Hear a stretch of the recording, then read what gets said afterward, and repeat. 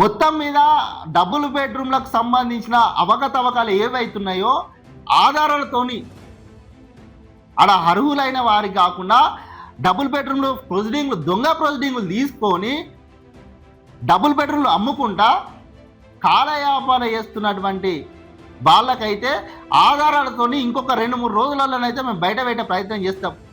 Congress party అధికారంలోకి వచ్చిన తర్వాత డబుల్ బెడ్రూమ్లు కేసీఆర్ నగర్ అని పెట్టుకున్నటువంటి డబుల్ బెడ్రూమ్లల్లో ఒక 53 డబుల్ బెడ్రూమ్లు కట్టిన తర్వాత వీటికి ప్రభుత్వం నుంచి ఎలాంటి ప్రొసీడింగ్లు ఇవ్వకున్నా కానీ ఇప్పటికి కూడా బీఆర్ఎస్ పార్టీ నాయకులు ఆ డబుల్ బెడ్రూమ్లకు ప్రొసీడింగ్లు ఇచ్చుకుంటా ఆ డబుల్ బెడ్రూమ్లు అమ్ముకుంటా కాలయాపన చేస్తున్నారు. మరి దీనికి సంబంధించి ఎందుకు అధికారులు స్పందించడం లేదు? ఈ డబుల్ బెడ్రూమ్ల విషయానికి వస్తే దరిదాపు అక్కడ ఒక 2 నుంచి 3 వేల మధ్యలో ఆ డబుల్ బెడ్రూమ్లు కట్టించారు.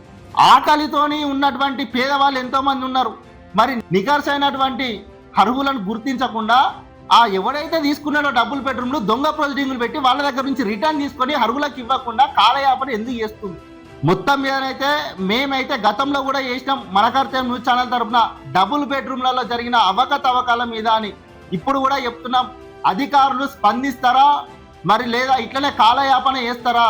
కాలయాపన చేయకుండా మొద్దు నిద్రను వీడి అధికారులు డబుల్ బెడ్రూమ్లలో జరిగినటువంటి అన్యాయాన్ని అక్రమాలు వెలికి తీసి అక్కడ ఉన్నటువంటి ఎవడెవడు ఉంటుండు అక్కడ డబుల్ బెడ్రూమ్లు ఒరిజినల్ ప్రొసీడింగ్ ఇచ్చిన వాళ్ళు ఉంటున్నా లేదా అమ్ముకున్న వాళ్ళు కొనుగోలు చేసిన వాళ్ళు ఉంటుర్రా దానిపైన విచారణ జరిపించి ఆ డబుల్ బెడ్రూమ్లో జరిగిన అన్యాయాలను గుర్తించి నికార్సైన అర్హులకు డబుల్ బెడ్రూమ్ తీసుకొని నికార్సైన అర్హులకు ఇవ్వాలని చెప్పి మేమైతే అధికారులను అయితే కోరుతున్నాం.